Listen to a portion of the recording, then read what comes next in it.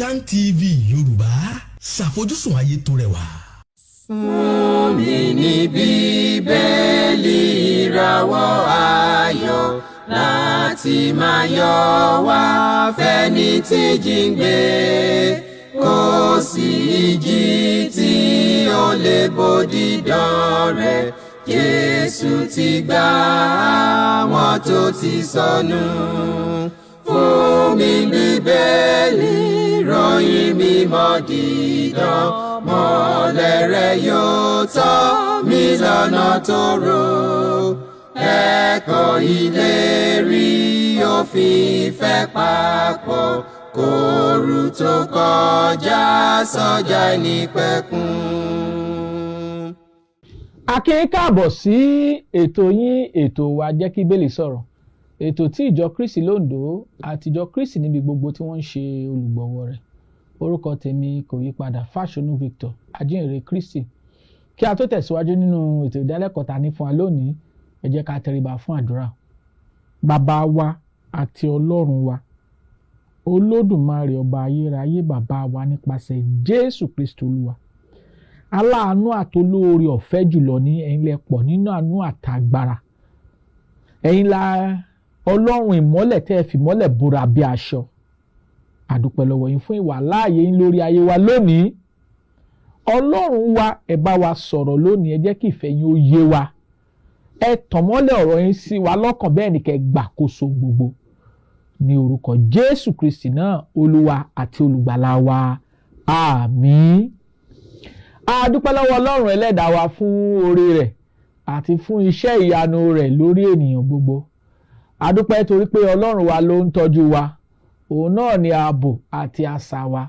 A sì dúpẹ́ lọ́wọ́ Ọlọ́run fún àwọn ènìyàn wa tí a jọ ń kẹ́kọ̀ọ́ ọ̀rọ̀ Ọlọ́run papọ̀ nílé. A dúpẹ́ lọ́wọ́ Ọlọ́run pé àlàáfíà la bá yín. Oore ọ̀fẹ́ àti ìbùkún Ọlọ́run yóò máa di mímọ̀ lórí ayé yín lórúkọ Jésù Kristi Olúwa wa. Àmín.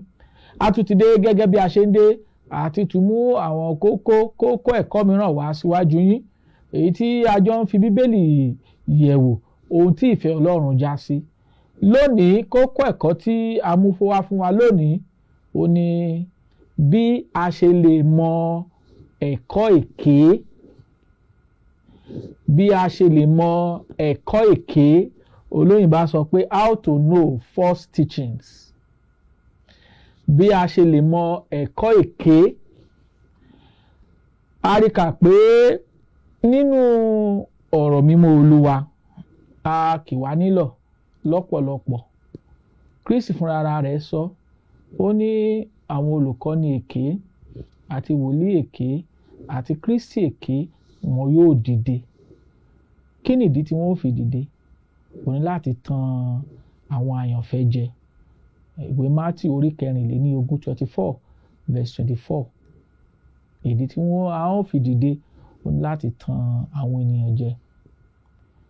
A dẹ̀ tún rí kà pé ìwé Jòhánù kínní orí 4 ẹsẹ̀ kínní, 1 John chapter 4 verse 1. Ó ní ká máa dán àwọn ẹ̀mí wò nítorí pé àwọn olùkọ́ni èké àti wòlíì èké ti wọnú ayé. So a ti kì wá nílọ̀ àwọn ohun tí yóò ṣẹlẹ̀ ní ìkẹyìn ọjọ́ nípa ẹ̀kọ́ tàbí onírúurú ìlànà tó ní nǹkan ṣe pẹ̀lú Ọlọ́run tí a sì ti sọ nípa rẹ̀ nínú Bíbélì. So lónìí, bí a ṣe lè mọ ẹ̀kọ́ èké, òun ni kókó ẹ̀kọ́ tí a fẹ́ gbé yẹ̀wò. A sì rọ gbogbo àwọn ènìyàn wa tí wọ́n ń wò wá pé ẹ súnmọ́ tòsí, ẹ yá wa ní etí yín kí ẹ gbọ́ ohun tí a fẹ́ gbé kalẹ̀ gẹ́gẹ́ bí ẹ̀kọ́ nínú Bíbélì àti níwájú ènìyàn gbogbo.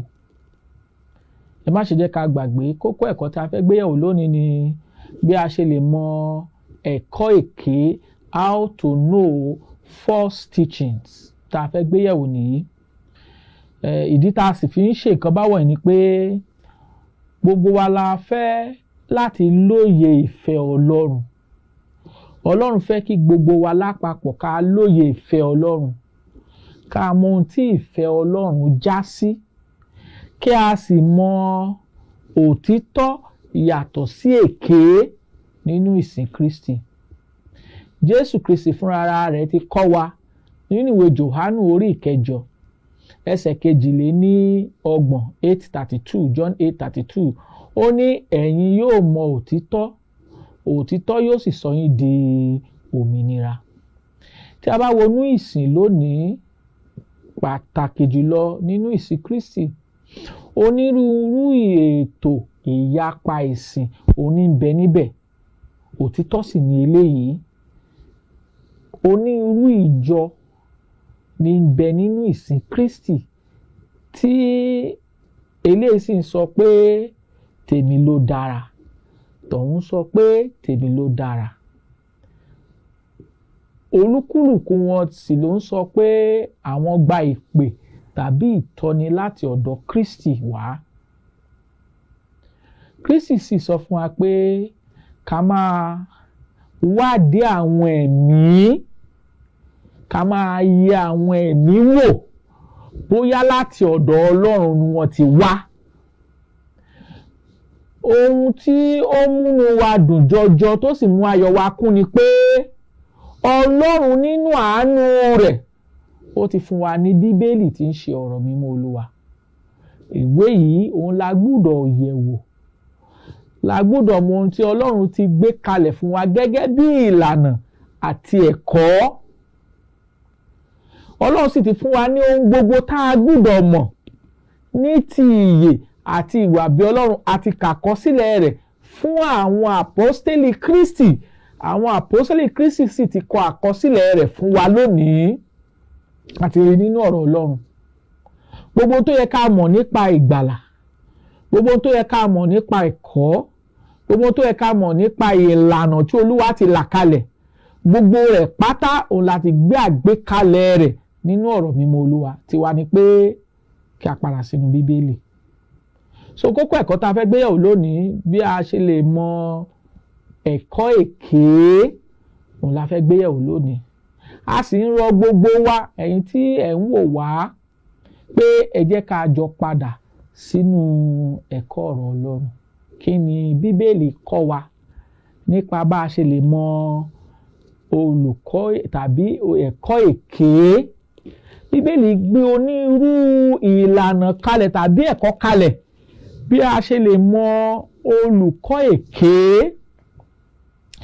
Àkọ́kọ́ tó kọ́kọ́ ti ẹnu Kristi Olúwa wa fúnra ara rẹ̀ jáde, ó ní pé Jésù Kristi Olúwa wa kìlọ̀ fún wa nípa àwọn olùkọ́ èké. Kristi kìlọ̀ fún wa nípa àwọn olùkọ́ èké. Kí ni Bíbélì sọ? Ìwé Mátíù orí 7, ní ìgbà tá a kíyèsí ẹsẹ̀ 15 sí 20. Matthew chapter 7 verse 15 to 20. Matthew orí 7 láti ẹsẹ̀ 15 títí dé ẹsẹ̀ 20. Kristi fúnra ara rẹ̀ ó kì wá nílọ̀ nípa àwọn olùkọ́ èké. Bá ó ṣe mọ àwọn olùkọ́ èké, òun la fẹ́ gbéyẹ̀wò lónìí. A sì fẹ́ ka ọ̀rọ̀ tí Kristi fúnra ara rẹ̀ kọ́ wa. Ẹgbọ́n tó Olúwa sọ, ó ní ẹ máa kíyèsí àwọn èké wòlíì tí ó ń tọ̀ yín wá ní àwọ̀ àgùntàn ṣùgbọ́n apanijẹ ìkookò òun ni wọ́n nínú. Èso wọn ni ẹ̀yin ó fi mọ̀ wọ́n. Ènìyàn á máa ká èso àjà lórí ẹ̀gún ọ̀gàn tàbí èso ọ̀pọ̀tọ́ lára ẹ̀wọ̀n. Gẹ́gẹ́ bẹ́ẹ̀, gbogbo igi rere ní í so èso rere, ṣùgbọ́n igi búburú ní í so èso búburú. Igi rere kò lè so èso búburú, bẹ́ẹ̀ ni igi búburú kò lè so èso rere. Ẹ wo ẹsẹ̀ 20 tá a ti dáni dúró. Gbogbo igi tí kò bá so èso rere, a ó gé e lulẹ̀, a ó sì wọ́ sọnù sí inú iná. Ẹgbọ́n tọ́rọ̀ Ọlọ́run sọ. Ní ẹsẹ̀ Bíbélì a ti kì wá nílọ̀ pé Kristi ti sọ̀rọ̀ nípa àwọn wòlíì èké àti olùkọ́ni èké. Kristi sì ní kí a ṣọ́ra, so àti kì wá nílọ̀ nípa olùkọ́ni èké àti àwọn wòlíì èké. Kí la ó fi mọ̀? Ní ẹsẹ̀ Bíbélì yìí ó sọ̀rọ̀ nípa ìwà, ó sọ̀rọ̀ nípa ẹ̀kọ́ wọn tàbí èso wọn, ó sì sọ̀rọ̀ nípa èròǹgbà wọn. Tí èròǹgbà àwọn ènìyàn tí ń kọ́ni lẹ́kọ̀ọ́ bá ti yàtọ̀ sí èròǹgbà Kristi àti àgbékalẹ̀ ọ̀rọ̀ mímọ́ Olúwa, ó ti di èké, ó ti di asán. Ẹ má ṣe jẹ́ ká gbàgbé, Kristi tún kọ́ wa lẹ́kọ̀ọ́ nínú ìwé Mátì orí 15 ẹsẹ̀ kẹjọ sí kẹsàn-án, Matthew 15 verse 8 and 9. Ó ní àwọn ènìyàn yìí fi ẹnu wọn bọlá fún mi, wọ́n sì ń fi ètè wọn súnmọ́ mi, ṣùgbọ́n ọkàn wọn jìnnà sí mi. Lásán ni wọ́n ń tẹríba fún mi, tí wọ́n ń fi òfin ènìyàn kọ́ni fún ẹ̀kọ́. A ti sọ̀rọ̀ nípa ìsìn asán lórí ètò yìí, ṣùgbọ́n ẹ ká gbé àgbékalẹ̀ bí ó ti jọra wọn. Ẹ̀kọ́ ní bí ìsìn, bí ẹ̀kọ́ ò bá dúró lórí ìlànà tó Olúwa gbé kalẹ̀, ìsìn náà di asán nípa ẹ̀kọ́ tí ènìyàn kọ́ tí kìí ṣe ẹ̀kọ́ tí Kristi fi lọ́lẹ̀. Ẹ̀kọ́ bí ẹ̀kọ́ bá sì ti di asán, bí ẹ̀kọ́ bá jẹ́ asán, ó jẹ́ èké níwájú Ọlọ́run. À ń pe olúkúlùkù ọkàn padà sínú àgbékalẹ̀ tí Ọlọ́run ti gbé kalẹ̀ nínú ọ̀rọ̀ mímọ́ Olúwa. Nínú ọ̀rọ̀ mímọ́ Olúwa. Ilé gbọ́dọ̀ yé wa bí a ti ń tẹ̀síwájú. Ó gbọ́dọ̀ yé wa dáradára. À ń pè wá padà sínú àgbékalẹ̀ Bíbélì tó yàtọ̀ sí ohun tí onírúurú àwọn ènìyàn ń ṣe nínú ìsìn lónìí. Ẹ jẹ́ ká padà sínú Bíbélì. So a ti rí pé Kristi kì wá nílọ̀ nípa wòlíì èké àtàwọn olùkọ́ni èké, pé a gbọ́dọ̀ ṣọ́ra fún ẹ̀kọ́ èké, olùkọ́ni èké, nítorí pé nípa èso wọn la fi mọ̀ wọ́n. A bẹ̀ sí ń gbé àwọn àpẹẹrẹ ẹ̀kọ́ èké kalẹ̀. Ẹ jẹ́ ká máa tẹ̀síwájú nínú ọ̀rọ̀ náà. Olùkọ́ni èké tàbí ẹ̀kọ́ èké, wọ́n á máa yí ọ̀rọ̀ Ọlọ́run po, twist the scripture. Kí ni Pétérù sọ nípa àwọn tó ń yí ẹ̀kọ́ ọ̀rọ̀ Ọlọ́run po? Pétérù kejì, nígbà tá a kíyèsí orí 3, nígbà tá a wo ẹsẹ̀ 16, 2 Peter chapter 3 verse 16, kí ni Bíbélì sọ?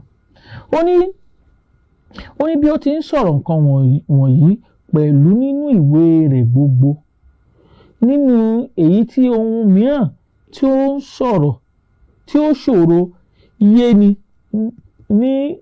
nígbà wá, èyí tí àwọn òpè àtàwọn aláìmọ̀kan níbìkan wọ́n lọ́ twist bí wọ́n ti ń lọ́ ìwé mímọ́ yòókù sí ìparun ara wọn. Olùkọ́ èké àti ẹ̀kọ́ èké, wọ́n máa lọ́ ọ̀rọ̀ Ọlọ́run. Ẹ kì í fún yín ní àpẹẹrẹ lílọ́ ọ̀rọ̀ Ọlọ́run. Ọ̀rọ̀ Ọlọ́run sọ fún wa pé bí ẹnikẹ́ni bá fẹ́ di ẹni ìgbàlà gẹ́gẹ́ bí ẹ̀kọ́ Jésù Kristi Olúwa wa, ẹ̀kọ́ tó kọ́ nípa ìgbàlà, òun ni pé ẹni tí ó bá gbàgbọ́ tí a sì baptisi rẹ̀, òun ni yóò là. Ẹni tí kò bá gbàgbọ́ yóò jẹ̀bi. Ìwé Máàkù orí 16 ẹsẹ̀ 16. Àwọn èèyàn tó ń lọ ẹ̀kọ́ Bíbélì tàbí ọ̀rọ̀ mímọ́ Olúwa, wọ́n á ní ìbáptísì oníkankan ṣe pẹ̀lú ìgbàlà Ọlọ́run. Eléyìí sì ti tako ẹ̀kọ́ tí Jésù Olúwa wa ti kọ́ wa pé ẹni tí ó bá gbàgbọ́ tí a sì baptisi rẹ̀, òun ni yóò là. Ẹni tí kò bá gbàgbọ́ yóò jẹ̀bi. Àwọn kan ń sọ lónìí pé ìbáptísì oníkankan ṣe pẹ̀lú ìgbàlà. Eléyìí sì tako ẹ̀kọ́ tí Kristi gbé kalẹ̀. Lílọ́ ọ̀rọ̀ Ọlọ́run nìyí, lílọ twist, yíyí, lílọ po, òun lélẹ́yìí. Àkọ́kọ́ sì ni. eléyìí sì ní ìpìlẹ̀ ẹ̀kọ́ tí a gbọ́dọ̀ mọ̀ nínú Kristi. Bí a bá ti ṣì í nípa ẹ̀kọ́ ìgbàlà Ọlọ́run, báwo la ṣe wọlé ológo, báwo la ṣe wọlé ìjọba Ọlọ́run náà tí Jésù Kristi ti pèsè sílẹ̀ fọ́kàn àwọn olóòótọ́ àtàwọn tó mọ Ọlọ́run. Ẹ̀kọ́ ìpìlẹ̀ ìgbàlà Ọlọ́run, bí a bá ti ṣì í, ọ̀pọ̀lọpọ̀ àwọn ènìyàn nínú ayé lónìí, nínú ìsìn Kristi lónìí tí wọ́n ti ṣì í. A tún sọ̀rọ̀, Kristi sọ̀rọ̀ nípa ìbáptísì, a sì rí àpẹẹrẹ ìbáptísì tí Kristi Olúwa wa ṣe. Ìwé Matthew orí kẹta ẹsẹ̀ kẹrìndínlógún 3:16, Matthew 3:16. A mú Kristi lọ sínú omi, a sì báptísì rẹ̀.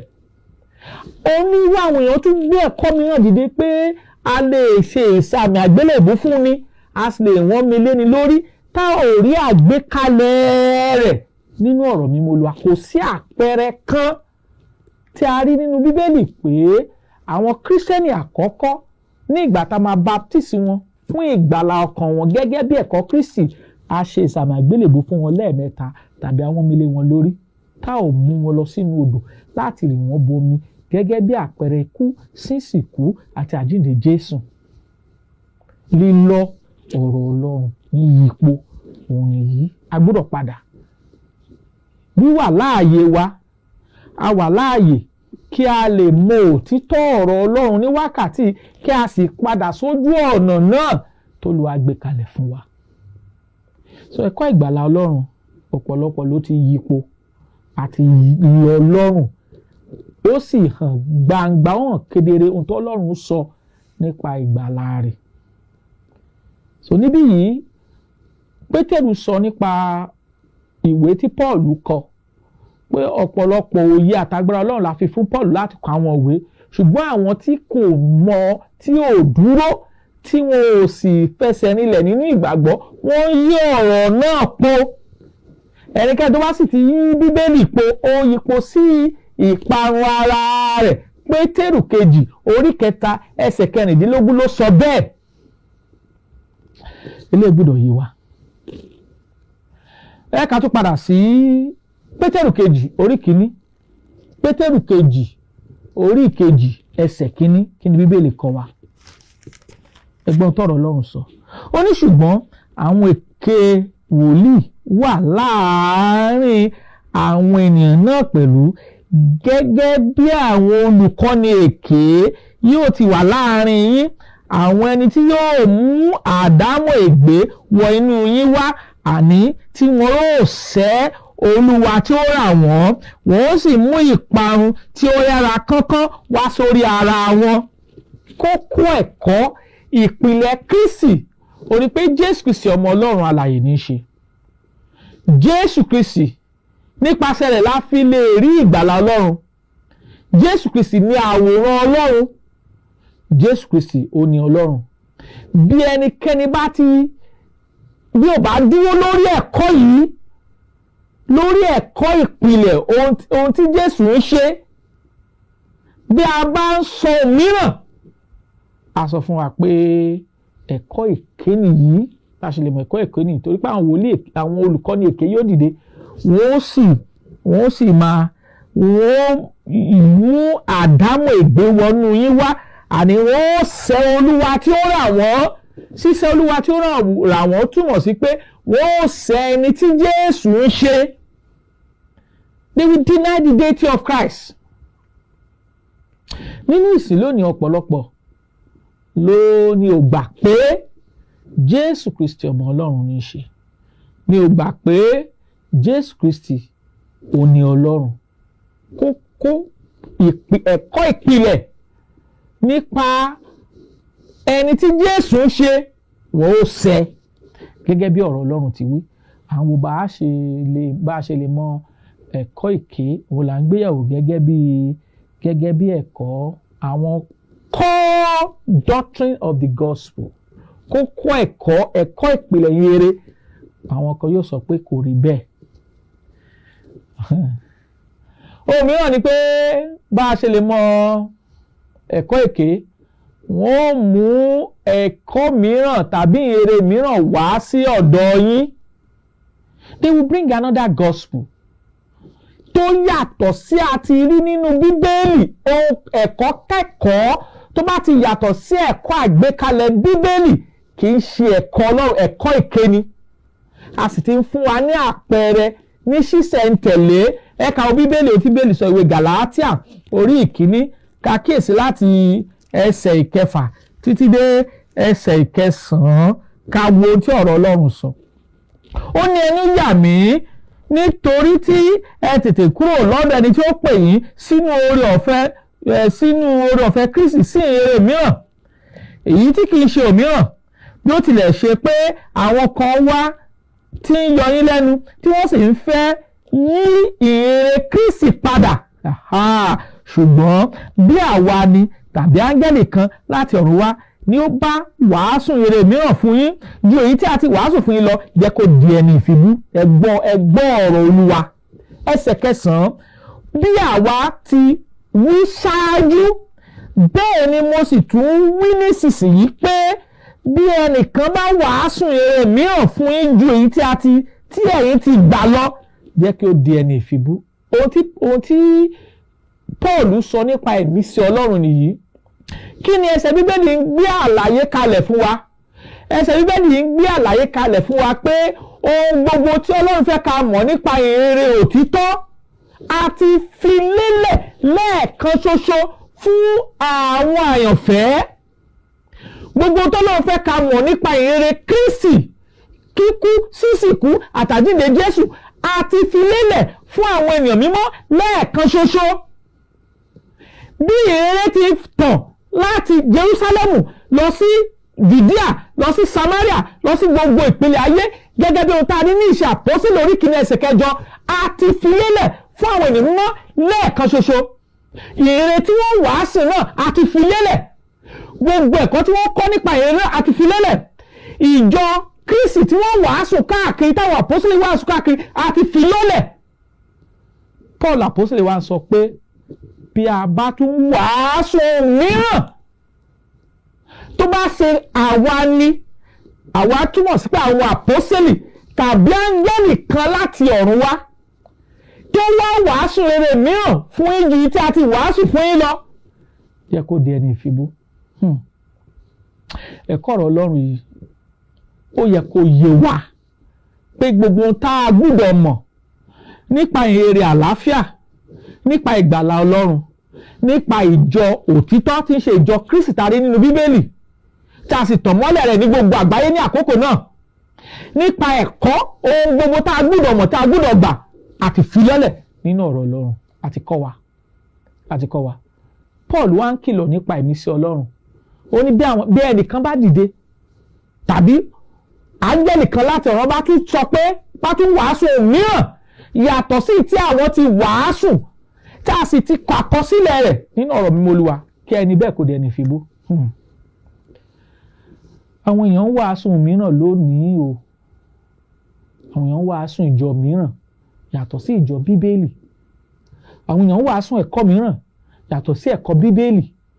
Ìyapa ti gbòde kan nínú ayé lónìí tá a sì rí àgbékalẹ̀ rẹ̀ nínú ọ̀rọ̀ mímọ́ Olúwa. Ìjọ kan ni Jésù Olúwa wa gbé kalẹ̀. Ìrere kan náà ni ìrere òtítọ́ yẹn ló bí ìjọ kan, kò bí onírú ìyapa. Ṣùgbọ́n nínú ayé lónìí onírú ìyapa.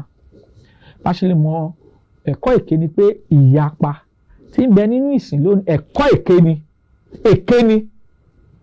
Ó ti yàtọ̀ sí ohun tí a wàásù nínú ọ̀rọ̀ mímọ́ Olúwa látẹnu àwọn àpọ́sítélì Kristi. Ẹ jẹ́ a máa fòye gbé ọ̀rọ̀ yìí kí a sì padà sínú ọ̀rọ̀ mímọ́ Olúwa. Òye Ọlọ́run ni ká máa fi gbé wọn. Torí Paul ní bí ẹ bá ṣe àwádi tàbí áńgẹ́lì kan láti ọ̀run tó bá wá wàásù rere mìíràn ju tí a ti wàásù fún yín lọ, jẹ́ kó di ẹni ìfibú. Ìyẹn kọ́ wa pé ìpìlẹ̀ ohun gbogbo nípa ìgbàgbọ́, nípa ìwà bí Ọlọ́run, nípa ẹ̀kọ́ ìsìn, nípa ìjọ àti fihàn wá lẹ́ẹ̀kan ṣoṣo. Kò sì sí ìpìlẹ̀ mìíràn tẹ́nikẹ́ni lè fi lélẹ̀ ju èyí tí a ti fi lélẹ̀ lọ tí í ṣe Jésù Kristi ti fi ìpìlẹ̀ ohun gbogbo lélẹ̀ fún wa nípasẹ̀ ọwọ́ àwọn àpọ́sítélì. Ohun tá a ní láti ṣe ó ní kí a padà sínú ọ̀rọ̀ mímọ́ Olúwa. We should go back. Ètò ìgbàlà kan la rí àkọsílẹ̀ rẹ̀ nínú Bíbélì. Ìjọ kan la rí àkọsílẹ̀ rẹ̀ nínú Bíbélì. Ìhìnrere kan la rí àkọsílẹ̀ rẹ̀ nínú ìhìnrere. Bí a bá ti wàásù ìrèké òtítọ́ kò ní bí ìyapa. Bí a bá ń wàásù ìrèké òtítọ́ kò ní bí ẹlẹ́yàmẹ̀yà ìjọ, kò ní bí ẹlẹ́yàmẹ̀yà ẹ̀kọ́, kò ní bí onírúurú ẹ̀kọ́. Ìkan náà ni yóò bí, ẹ̀kọ́ kan, ìjọ kan ni yóò bí. Ẹ jẹ́ a padà. Ọlọ́run pè wá pé kí a padà sínú ọ̀rọ̀ mímọ́ Olúwa. Bá a ṣe lè mọ àwọn olùkọ́, bí a ṣe lè mọ ẹ̀kọ́ èké, òun ni pé Kristi ti kìlọ̀ nípa ẹ̀kọ́ èké. Àwọn olùkọ́ èké wọ́n máa yí ẹ̀kọ́ èké, olùkọ́ èké àti ẹ̀kọ́ èké á máa yí ọ̀rọ̀ Ọlọ́run po. Wọ́n á sì sẹ́ ẹni tí olùgbàlà ń ṣe, ẹni tí Kristi ń ṣe. Wọ́n á sì tún mú èrè mìíràn wá. Èrè mìíràn tí wọ́n sì fẹ́ mú wá yìí, èrè bí wọ́n ṣe di ọlọ́rọ̀. Àwọn olóyìnbó á sọ pé they are paid for personal gain. Èrè ọrọ̀, gospel of prosperity, òun ni àwọn ènìyàn wàásù lónìí, tó sì yàtọ̀ sí àgbékalẹ̀ tí Bíbélì gbé kalẹ̀. Ẹ wo ohun tí Bíbélì kọ́ wa. Tímótì kínní orí ìkẹfà. Tímótì kínní orí ìkẹfà, ká wo láti ẹsẹ̀ kẹta títí dé ẹsẹ̀ karùn-ún. Kí ni Bíbélì sọ? Tímótì kínní orí ìkẹfà láti ẹsẹ̀ kẹta títí dé ẹsẹ̀ ìkarùn-ún. Kí ni Bíbélì sọ? Ó ní bí ẹnikẹ́ni bá ń kọ́ni ní ẹ̀kọ́ mìíràn tí kò sì gba ọ̀rọ̀ tí ó yè kooro, àní ọ̀rọ̀ Jésù Kristi Olúwa wa àti ẹ̀kọ́ gẹ́gẹ́ bí ìwà bí Ọlọ́run, ó gbéraga, kò mọ nǹkan kan bí kò ṣe ìfẹ́, ìyàn jíjà àti ìjà ọ̀rọ̀, nínú èyí tí ìlara, ìjà, ọ̀rọ̀ búburú àti èrò búburú ti wá. Ẹ wo ẹsẹ̀ karùn-ún. Ọ̀rọ̀ àyípo àwọn ènìyàn ọlọ́pọ̀ ẹ̀rí tí kò ní òtítọ́ nínú wọn, tí wọ́n sì ṣe bí ọ̀nà sí èrè ní ìwà bí Ọlọ́run.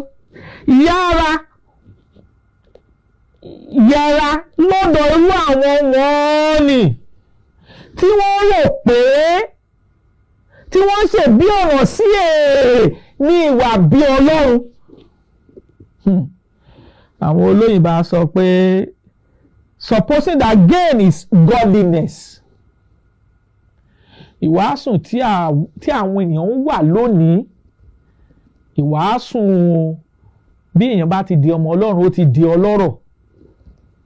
Kò yẹ kó di tálákà mọ́, kò yẹ kó ṣe kinní kan àti gbákòókò bàbá aṣáṣùn mọ́. Kì í ṣe ẹ̀kọ́ Kristi, kì í ṣe ẹ̀kọ́ ọ̀rọ̀ Ọlọ́run,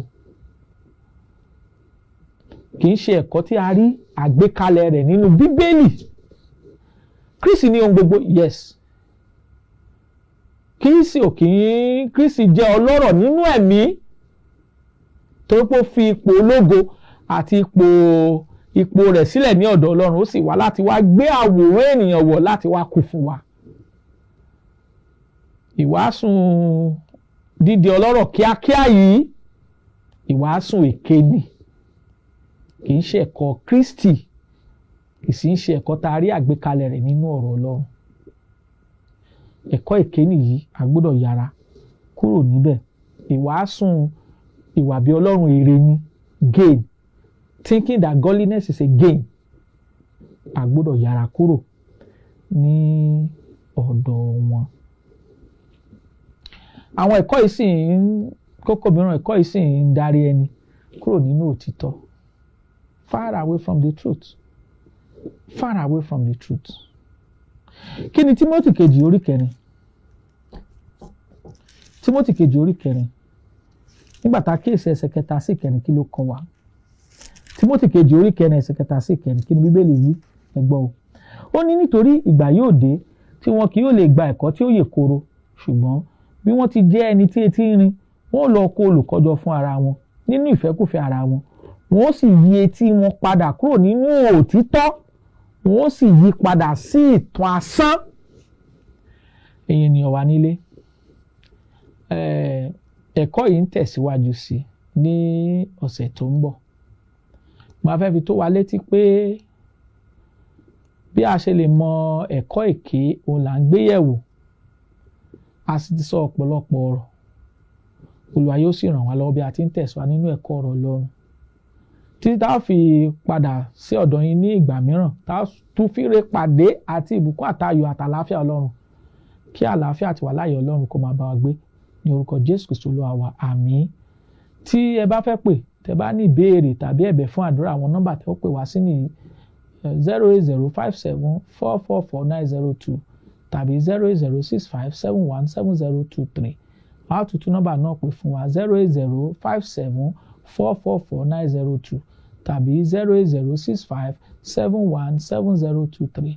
Kí àlàáfíà àti wàláyé Ọlọ́run àti ọ̀rọ̀ orí ọ̀fẹ́ rẹ̀ kí ó máa bá wa gbé ní orúkọ Jésù Kristi Olúwa àti Olùgbàlà wa.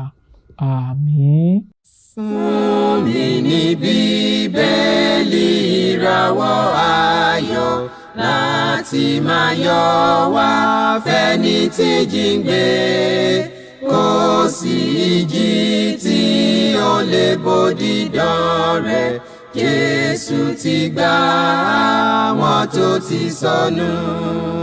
Fún mi Bíbélì ìròyìn mímọ́ dídán, mọ́lẹ̀ rẹ̀ yóò tọ́ mi lọ́nà tòrò. Ẹ̀kọ́ ìlérí òfin ìfẹ́ papọ̀, kóòrù tó kọjá sọ́jà ìnípẹ̀kun.